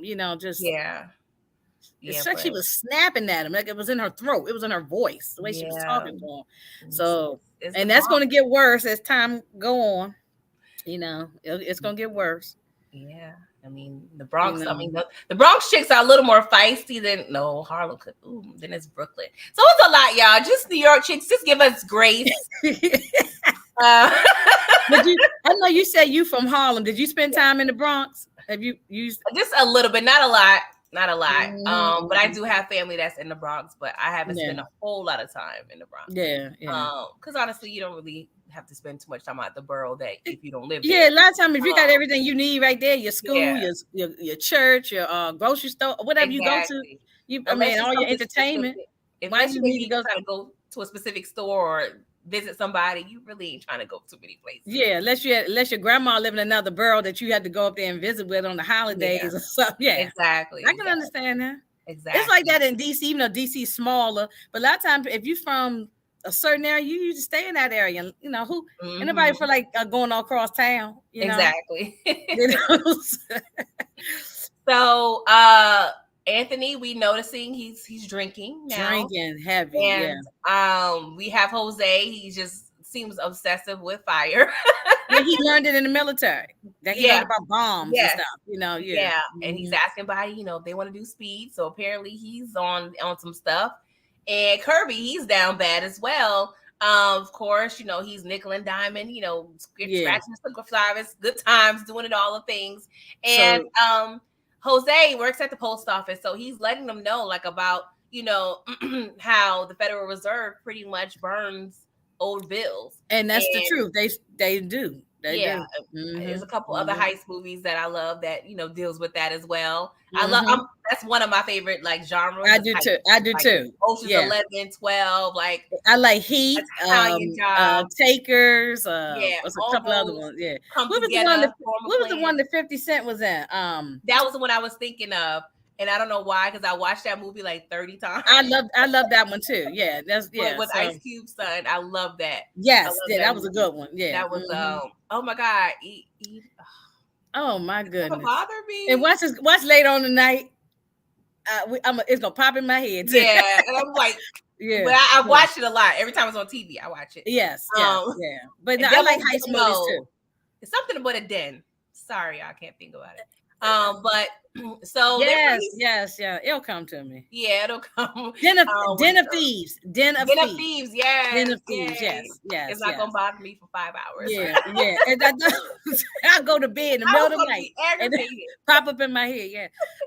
But those movies are good, and that's the truth. They do get rid of the old money. And I think about that too. Here we got people out here, even to this day, 2022, going into 23, people starving, people struggling, and they burn money, getting rid of money. Yes, which is a shame. But I mean, I don't know. I don't know all the ins and outs is about the government stuff and all that. But I'm just saying, it just seemed crazy to me that, Exactly, but it's a whole systematic thing. It's a whole. We're not going to get into all that. That's what I said. We ain't gonna talk about no conspiracy. We trying to get the page shut down. But they're pretty much trying to come up with a scheme to kind of rob the truck, and they're telling Anthony hey, you have the experience, so we need for you to plan this, and we need to get this thing going because we all need that bread, okay? Yeah. And Anthony, we're seeing his effects from war. He has lack of sex drive. He's having nightmares. So clear signs of PTSD. Oh, it's kicking in heavy now. Yes. Yeah, it's definitely coming in heavy. And Juanita is growing frustrated as well. Because sometimes as a wife and a girlfriend, you don't know how to deal with these things, we didn't really, I'm not sure if you wasn't over in that war, you wouldn't have you wouldn't in the military, you wouldn't know Exactly. what somebody been through, or if somebody had been in prison and they come home and they having PTSD from their time in prison, you wouldn't know because Exactly. you don't know what they might have went through. So it is Mhm. hard. And see, and therapy wasn't talked about at that time. That's what I wanted to mention too. Yeah, And therapy was not talked about. Now if someone came home from prison or military, we would go to therapy. But now Mhm. it wasn't talked about in 1973. No. Exactly. And she mentioned in the previous scene when it was eating on, I believe it was Thanksgiving, where she was like, well, this ain't the military. You don't get 3 meals a day, 3 meals. He was like, I earned every meal, honey. I earned every meal. Yes. I earned every meal. So, He you did. don't He know. did. You don't know. And then this was sad. Yeah, he gets I guess you would call it laid off because Sal. Yeah, but the man was going out of business. Yeah. It was probably this is what I thought about it when I saw that it used to be a lot of small businesses, but then these big grocery stores and stuff probably come in and probably push them out of business, Exactly. So he got a small little butcher shop, and then if people can go to the grocery store and get the same bacon and bologna and all that for cheaper, why would I go to him? So which we should still have these types of places like this, these specialized places, because you probably get better cuts of meat and everything too. And just the service probably better. But that probably what happened. I felt bad for this man because he looked like he liked Anthony. He wanted he helped him. He gave him 2 big bags of meat to take home with him. Yeah, he felt bad. Gave him some free meat on the way home. Anthony, was getting a little flyer, seemingly from, the Panthers and whatnot. And Lord. Yeah. He come up the stairs and he sees Cuddy, they're pretty much crossing paths. And he was like, I just came to see, Sarah. And while he was like, you come to see my baby. And so, of course, he's disrespecting and emasculating Anthony yet again. And this is a reunion of O-Dog and Chauncey from from Men's Society. So I like them two together. Yeah. This was real disrespectful. I mean, I feel bad for Anthony. He was real disrespectful. It was a lot. He definitely tested his manhood, just pretty much saying like, hey, think of me as a family friend. If you need some money, call on me. I can help you out, front you, and then Anthony, he's being a little shysty. Not shysty. He was, sticking up for himself with his words, if you would say. Cuddy didn't like it. He ended up sucker punching Anthony. He falls down the stairs, and Cuddy proceeds to put a gun in his mouth. And I got a small little clip just to show how tense the situation was. Make you feel real good. Huh, boy? Now, she wasn't doing it like that before you went to the war, now, was she?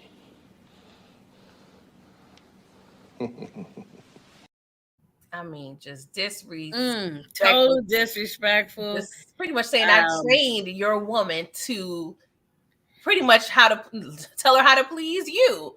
And you could see there's a tear coming down his eye too during this scene. Oh, and this is what made me think this. I wonder is that baby Cuddy? That's what this time is when I thought that. Like Kendall said, this is the time when I thought, I wonder if that baby might be Cuddy. You never know. Like if you still feeling comfortable coming to me, to my house, like yes, something. Yeah, and I feel bad for Anthony because he was trying to do the right thing, but trying to do the right thing, hold on to a job, and it's not his fault he lost the job, and then he got to start all from scratch and try to find another job. That's what he was probably thinking. Come on, what am I going to do? I got a baby and another one on the way. And what am I going to do? And this didn't help. No, this didn't help at all. So added stress. I mean, and then he been in the military. He been in war. So that's why he said you had to shoot me. You know what I mean? You can kill me. So he wasn't afraid of no gun in his face. No. And he was trying Lorenz played this right here. This is he played. Yes. They both did a phenomenal job in this scene. And of course, he goes into the apartment. She's trying to patch him up, and they have, a little tussle. And she just kind of pissed me off because She he pissed was me like, off. so what's going on with this Cuddy? Why are you still rolled up in the air? And he was insinuating whose baby it is, and she was like, you want to know the truth? And she was like, in him, and I was just like, oh, that hurt my soul. Like, what's yeah. going on there? I mean, this is very triggering because I was young when I was married. I'm not married anymore, but I was young when I was married. We didn't have no business we were young like them. Then we had no business being married, and we would get into arguments. You know what I'm saying? It wasn't like nobody punched nobody in the eyes and all that kind of stuff, but it would just get like disrespectful stuff saying. So it made me think back when I was in my early 20s and I was married and I had a little baby, and nobody know, you don't know how to communicate with each other. You don't know how to communicate with each other. He going through something and you can't comfort him because she thinking about herself, and he never was thinking about himself though. He was thinking about how I'm gonna take care of her and the baby and the new baby on the way. But she was thinking about her. At least that's the way I was interpreting it. Yeah. And at the beginning, like, going back to when they were kids, yeah, I was liking Juanita, but around here, and this is one thing I know too. You cannot, as a woman, if a man is angry, he wants to storm out the door, just let him go. Because if you go charging behind him and grabbing up on his sweatshirt, it's going to come to, he was wrong for I'm always never saying it's okay for a man to touch a woman, but he was wrong for doing it. But she was wrong too. They both were wrong. There was nobody right in this thing, and she should let him go out the door. But she rose up on him, and he said, "Don't you ever roll up on me," and grabbed her by her throat. And I bet that's the last time she rolled up on him. Yeah, he was like, "I'll kill you." He was gonna snap her neck like a chicken. He was like, "I'll kill you. I'll kill you." I was like, "Whoa, Anthony, Jesus!" But I mean, still another thing, PTSD. Still I think he's dealing with. So it's a lot involved. And at that point, I was like, "Oh, I don't know who baby this is. We're gonna need to call." That's Maury. what I'm saying. Yeah, we need to. It's the way she talks to me. She say, "With your silly dreams and your this and that." I mean, she just got up. She said, "Yeah, I'm effing him," and but that's what made it bad. If she had just walked away, maybe, and just say, let me let him cool off. I'm gonna walk away, because he was trying to get out the door, but she just kept on. Yeah, kept on.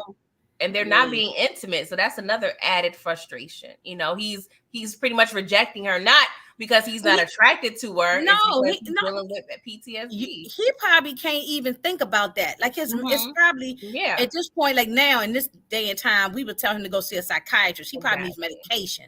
He probably needs help, therapy. But then nobody talked about that kind of stuff, and the military wasn't even giving nobody no help for that kind of stuff. Like, so. Not to, especially not no black man, so not at all. Now they had the Black Panther meeting here. So he looks at the flyer, of course, that he got from bringing the groceries home, and he notices, that Delilah is, heading a rally, and she's talking that ish. We ain't gotta get on to the revolutionary stuff of it all, but y'all can imagine what she was saying. We're not getting our just due as peoples, and they go to have drinks or so afterwards, and he kind of tells her about the plan. And so here we go. We got the plan in action to rob the truck, and we got Kirby, we got Jose, we got Delilah, and we got Skippy and Anthony. He's quarterbacking the whole situation. And I think they probably should have did a test run. I mean, like somebody park outside just to see and make sure there's no police coming around. They didn't do no test drive to see. I mean, at least they didn't show us that anyway. Yeah, at least they didn't show us. They didn't show us that. As him being. I mean, they had the plan, so maybe they did know about it. I don't know. So it's hard to say. It's hard to say the way it ended. But that's true. And then and who's to say that could have been a freak accident that the police showed up at that time? It did look random, honestly. It did look random, because it seemed like it was unexpected. Like they did do recon, because that's what they was in recon, in the military. So I don't know, but we're discussing the plan, and it comes up that hey, we need a 6th man. And Chris Tucker said, "Damn, we might as well put an ad in the paper. That was hilarious. That was funny. He said we might as well put an ad in the paper. We're gonna get everybody up in here. I mean, that was funny. Yeah. Hi, Jeff Samuel. I haven't seen your name before. If you're a subscriber, I appreciate you. If you're not, make sure you click that subscribe button and the like button, you guys. He said, "Hi, two queens. You know what movie we should review next is Wait to Exhale classic. Bernie John's clothes. Maybe I'll be having a bunch. I have a whole list. It's just getting to it, but I'm going to try to do at least one review a month. I actually was thinking about doing American Gangster next, but I gotta see. Oh yeah, that's a good one. But we're in this plan, and we decide to enlist Cleon as the sixth man. And we go and we see he's a preacher now. He's talking that talk. He got rings on the finger. He definitely giving me, you know, the vibes of the current preachers of today. But he's a little concerned about being included because Skippy is in this plan, and he knows, you know, that he froze up the last time he saw him. And he doesn't trust that, you know, he will be able to, you know, be a good asset because Skippy is on drugs. Okay. But Anthony said, "I trust him with my life." All right. And just, y'all make sure y'all doing all the things before we go any further into the other juiciness of the rest of this movie. Not trying to keep y'all too much longer, but please make sure you subscribe, like, share. Make sure your notification bells are on. All right. All right, y'all. It's going down now. It's going down. Okay. Yeah. Noble Street Federal Reserve Bank is about 6 a.m. You know, it's the crack of dawn. And I'm getting nervous to be watching this movie, even though I know what because they didn't think anybody was out there that time of morning. No, you know, so they probably thought that was a great time to do it. Nobody was out there. Lo and behold, you know. I have a question about that. Oh, I was going to ask you, do you think they needed a sixth man? Do you think they needed Cleon? Because it seemed like Skippy was on point, you know. Cleon didn't add nothing to the situation. With me, I feel like the more the better when it comes to these heist situations. But Cleon, he didn't necessarily do what he needed to do in a sense. So okay, let's set it up real quick. Mucho said no. Everybody's in position. Okay, so Anthony and Jose, they're underneath the little dock, if you will, where the truck will be, you know, backing up.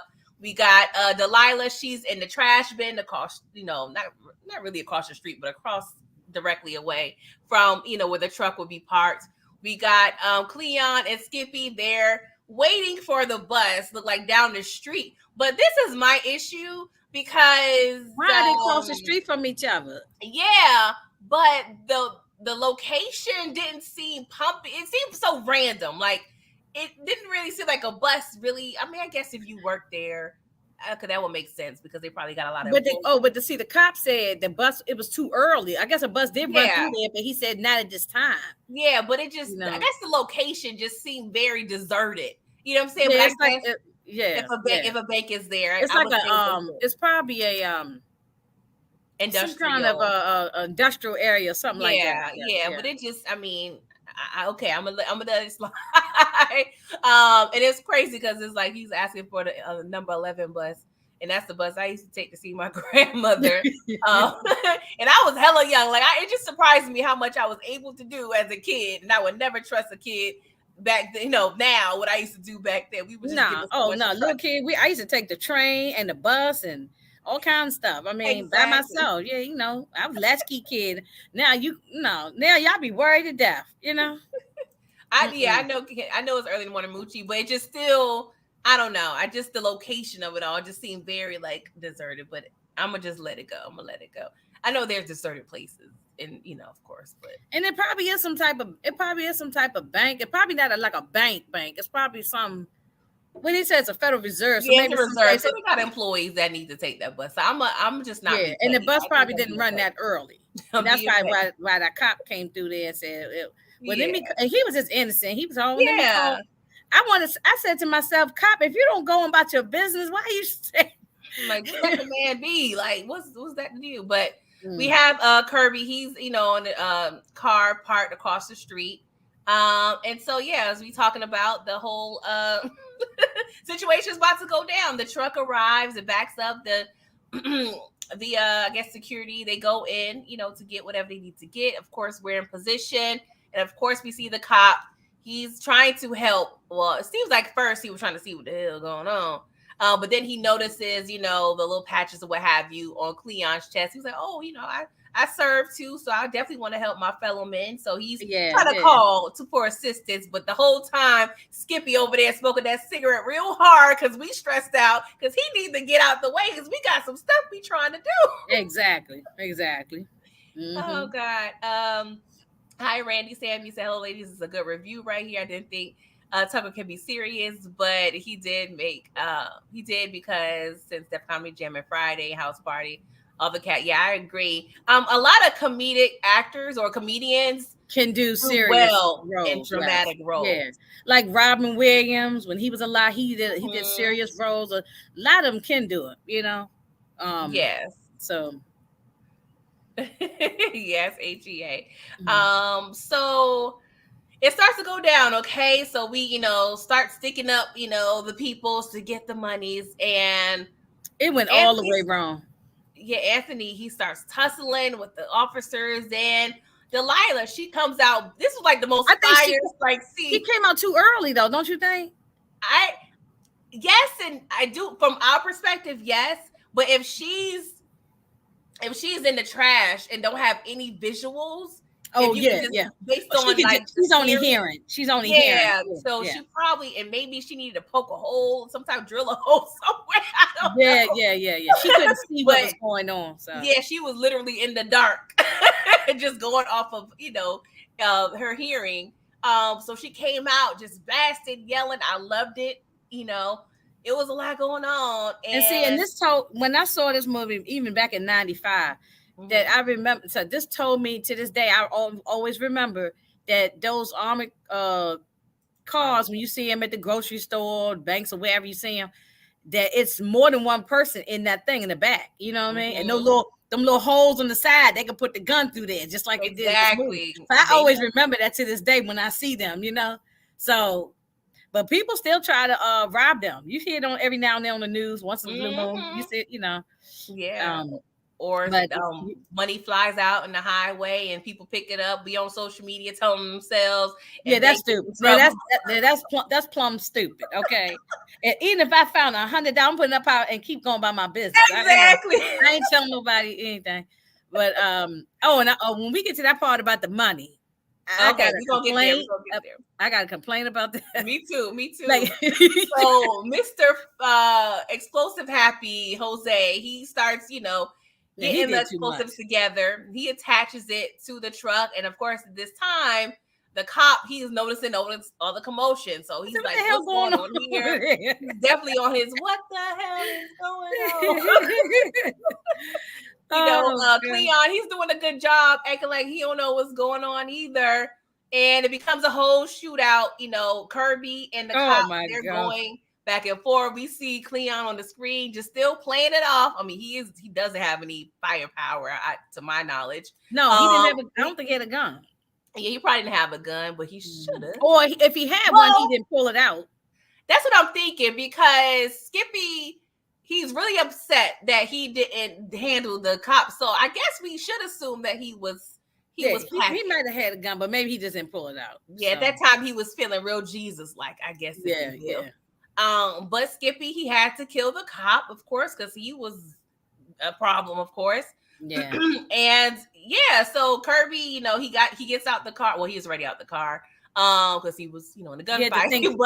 He had to think quick on his feet. Exactly. It was definitely. It just was. When I watched it, I'm like, this plan all just went terribly wrong. It just went all the way. It went all the way left. And then the explosive. What's his name? Why would he blow the whole thing up like that? Half the money is blown up. Half the money is all flying in the air everywhere. Like he went.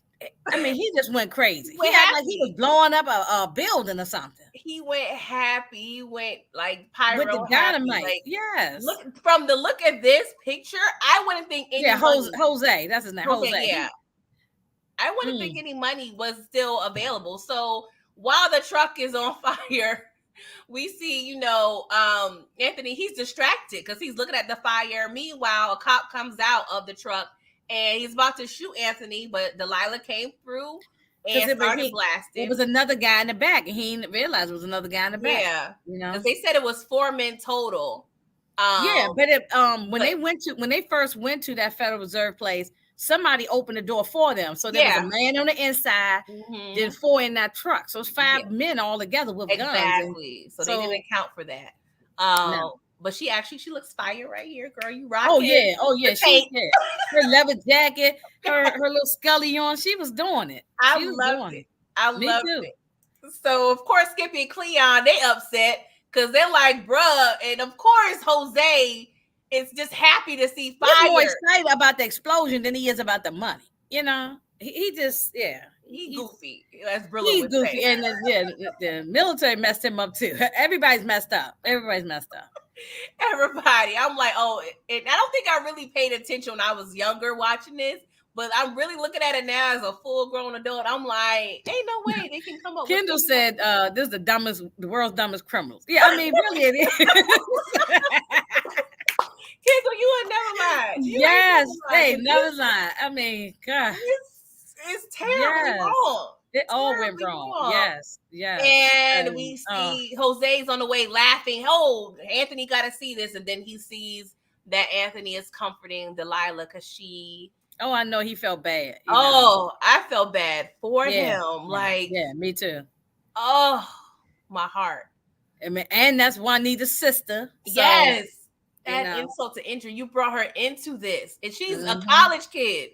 Yeah, she was in college. Yeah, it had so much potential, just bright, beautiful. Like, oh my God, yeah.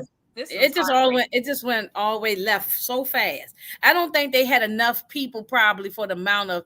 They probably didn't. Maybe they thought it was only 2 guys in that truck. Maybe they didn't know how many men was in that truck. Well, they did mention it's 4 men. They were aware of that, but I don't know. It just went left so fast. It just so fast. Yeah. And she also saved Anthony's life too. So that's another she did. Guilt thing.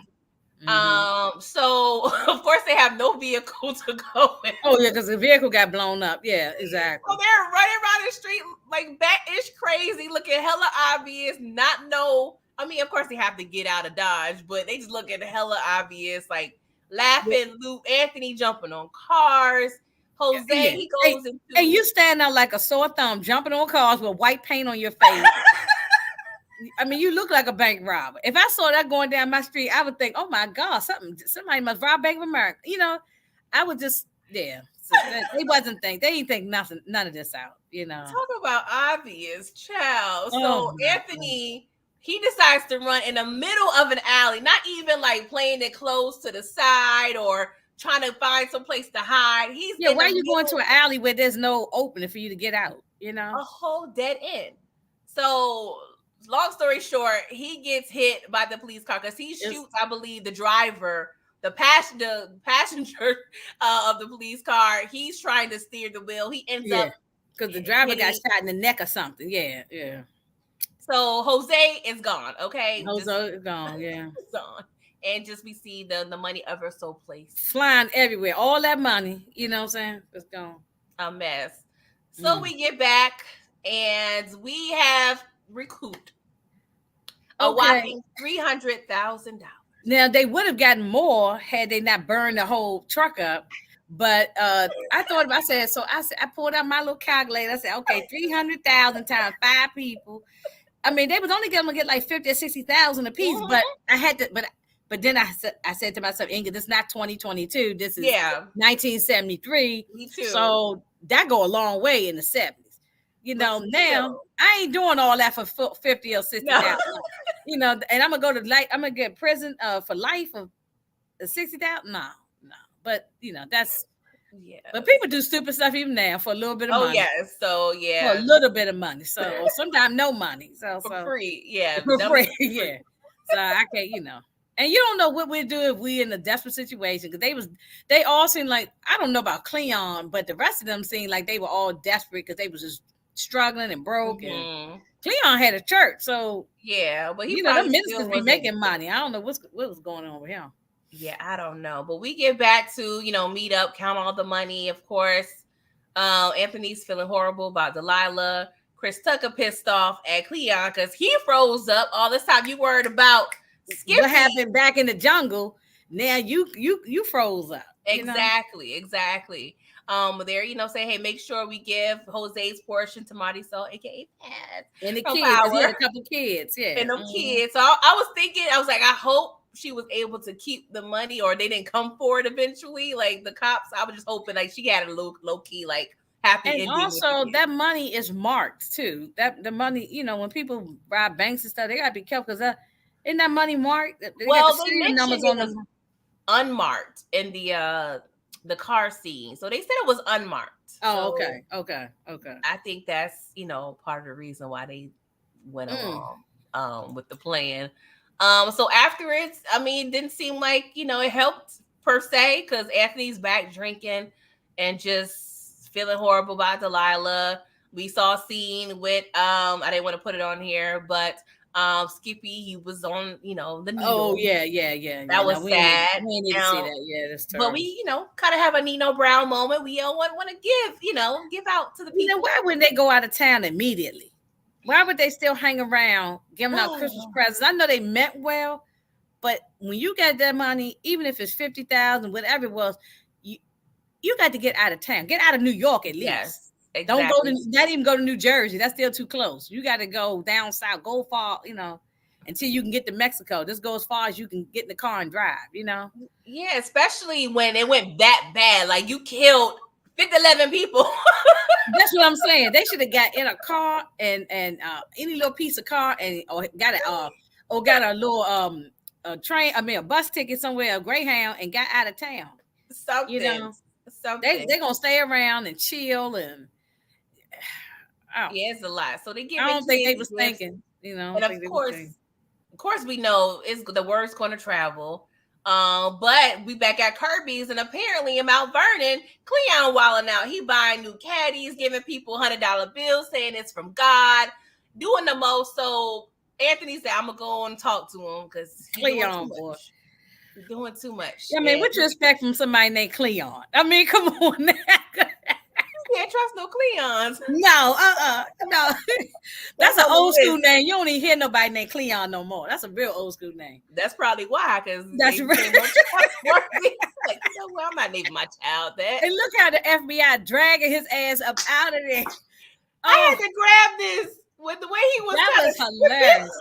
I was on my sofa dying laughing. They was grabbing him out of there. They dragging him on the sidewalk. This was so hilarious. So Anthony pulls up to the church in the nick of time because he notices Cleon getting dragged out by the feds, and he's trying to duck because we already know we can't get caught up. But the way he was kind of King Wilbur just needed flowers. Yes, applaud. Yes. I love him. I swear to God, everything he plays on, he's crazy, but he's good. So of course, we already know when the way he looking. I'm like, yeah, he's snitching. Come on, he's snitching. He told everything. He told everything, and that's why they should have got out of town immediately. Even if you're going to get caught, maybe down the road, but it was going to take a while before they find you. They should have got out of town. It's a lot. So they gave. You remember on Set It Off, Jada Pinkett got the hell up out of town. Yes. Yeah, they didn't mess around. Not waiting. No. Wait for what? Exactly. Cleon the rat. Exactly. Oh God. Yeah. Oh God. So we see him grab the pen, and he looks like I just could see him now, like the Lord this is my punishment. Something related to the Lord. He was going to pull in to why he had to kind of snitch on everybody, and of course we get sad. To with Don Cornelius on Soul Train. Yes, and Al Green. Al Green. And so everybody was raised on the Al Green. That's what I said, the soundtrack. Everybody in the chat, go check out the soundtrack. Oh my God. Great songs on there. You can just groove in the car or while you cleaning the house, cooking dinner, play the soundtrack. It's a great soundtrack. Yes. But this was sad though. This was very sad. It was and like I said, they're 22, 23 at best. Yeah, 23 at best. at best. Yeah. And I mean, I know he on heroin, but you need to tidy up a little bit, Skippy. Oh yeah, no, he was We yeah, ain't worried about no and somebody sword. talked about his Kendall talked about his eye. He probably been dead Yes. for a while. He probably been Yeah. dead for probably a couple days, so he probably was his whole body was. It was a lot. It was a lot. Hey, Tamika, she said she had a soundtrack of. I know that's right. Yeah, when it came out in '95, so cassettes was still out then. But you probably can find on YouTube the whole album, or go on iTunes or whatever and listen to it or something. Spotify or something. Yeah. So we got Jose's gone. We have Cleon. He said and they never followed up on him, but I'm like, okay, he probably got a little less time. Just a little less time than we'll see in the future. And then of course Skippy is deceased. So now Kirby. Oh, he didn't have a chance. He didn't have a chance. They're trying to break and leave town. They talking about going to Mexico and get a boat. He talking about I could come back for Sarah. Come on. I'm like, you might as well say bye to all that. You might say bye to your mama, Sarah, everybody. You know exactly. Kirby say anything's possible. Yeah, right. You wasn't, but they didn't. If they had left that same night or at least the next morning, they would have been good. They probably could have gotten that far, but exactly. They wasn't. They didn't have a chance. They didn't have a chance. So, I mean, this was terrible. And I love the fact when the cops came in, Kirby was telling Anthony to run, like just like a father would, like protect, I know. And he really was a father. I mean, he really was a father to him. You know. But I mean, Anthony was literally cornered. Like, oh, where you gonna go? Because he only killed 4 or 5 armored car guys, plus a police officer got killed, even though he didn't kill it, but all of that. The government money, the federal money, you're going away for life. I mean, it's a lot, and we see him in prison. Well, sorry, in court, and I'm like, okay, Charlie Sheen. Oh, that is Charlie Sheen, right? Wait a minute, no, Charlie Sheen, not Charlie Sheen. Charlie Sheen is the son. This is the father, Martin Sheen. Right? Martin Sheen, yeah. Sorry, all the Sheens be running. There was so many people in this movie. The lawyer right here was the next door neighbor to the Sopranos. He was Dr. Cusimano, the next door neighbor who was the doctor. I didn't realize. I mean, it was just a lot of people in here. That like just people in the background. Like I was like, I noticed that dude. So the whole cast, like great cast, yeah. Able to pull everybody. But Martin wasn't having it. No, he wasn't having it. He said, I was in a war too. I don't want to hear that stuff. Yeah, they was trying to pull the, I served and I was there for my country, blah, blah, blah. He was like, nah, that ain't really gonna help, bro. You go give out 15 to life. And of course, when I was younger, I was feeling hella, and I still feel bad, but I feel less bad as an adult because I'm like, now, Anthony, I understand, but you got a lot. What's going on? But he pretty much spazzed out when he heard 15 to life, and I still feel bad. But I'm like, okay, we just need a little bit of accountability, but I get it. I felt, I mean, now we see the whole family together now. I know. Yeah, I felt bad, even though he did deserve to get the time. But I felt bad because all of this happened because he went to that military, got involved with the war, and he came home, couldn't get no job, and his life was it was all of this was because of that.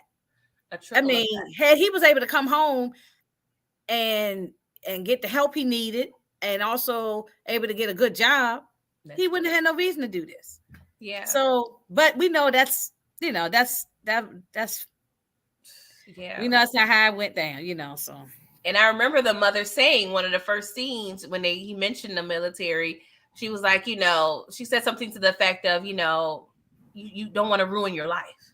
And I'm like, that kind of ended up what happening. His life. And that ended up what happened. Yeah. And we see him on so sad. Yeah. I was just like, and we know if he got 15 to life, Kirby probably got the same thing too. Kirby he was an older man, so he wasn't never coming home. Exactly. And we can almost imagine Anthony ain't coming home. He's still in there now. He ain't coming home because the fact a cop was killed and all those other people was killed and the money. It just, it just went horribly wrong. It went horrible, Ugh. It was one horrible. Yeah, it was. I mean, Lorenz played the heck out of this, and Yes. and he had the lead role. I mean, he was the lead. What, even though it was an ensemble with other people, but he was the lead guy, and you know. So I like to see him get more stuff. You know, I always like to see him when he's acting. That's why I was glad to see him in Power. You know. Yeah. So it was a great movie, really great movie, definitely great. I do feel as we do give it attention in our culture, but I still feel like it doesn't get its just due. No, I don't think so. Up there, I mean, it just covers so much. Oh, so it really does, because I don't even think that. I mean, we don't have the time for that, but I think that, like if we were really getting deep into talking about the political part of the Vietnam War and the PTSD and what was going on with civil rights, I mean, we'll be on his thing for 3 or 4 hours, Exactly. So it really is a deeper movie, and it's like I said, it's not a movie just about the heist. The heist was just a symptom of all the other stuff that was going on. Exactly. Yeah, it wasn't like he was a criminal. He didn't wake up. It wasn't like on like Den of Thieves with 50 Cent. They were criminals. Yeah. So that's, or like Heat with Rob De Niro. They were a pack of criminals, but these guys were not criminals. These were desperate. These were just guys who were desperate. They got tired. They wanted to get over for a change. Yeah, and like I'm tired of the government getting over. I want to get over for a change. And they didn't. Yeah. They just didn't think all these things out.